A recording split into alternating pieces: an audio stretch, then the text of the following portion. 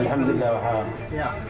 إنه يمدل عليه إنه يعني الصومال والله يكون أنا متابع عن الصومالية ما كان وجاء الزمان يدرك إلى ما يلي متابع عن ما ini contoh gimana pertama itu kadang kadang orang kita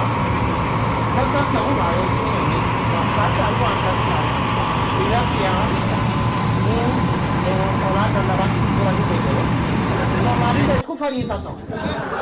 kalau tak tu mari lagi Somali wai mahmada dengan hilba dinta hilba desta itu sih wai juga no dengan hilba pun sih kumada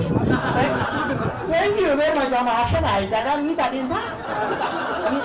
itu soal kajian dagaal wiil baa ku dhinta dagaal wiil baa dhinta wiil kuma dhasho okay waxaan rabnaanba dalalka anaga imaanay niyadeena soomaalinima buusta laakiin iriiriga jooga example waxaan jamacsanahay wadiga shaqeydeen ku wareejino soomaaliya dhan waa fikir naga go-an haddii idinka gacan siisa dadka isaas leeyahay dadkeedii kolka meel u qaxayo dadkaas soo saaray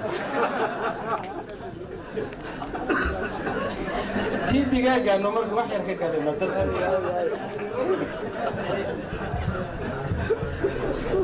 waa tahay tan digaaga waxay ahayd niman baa waxay u gabiyeen geela waxay u gabiyeen nin baa soo bodo fardaha u gabiyey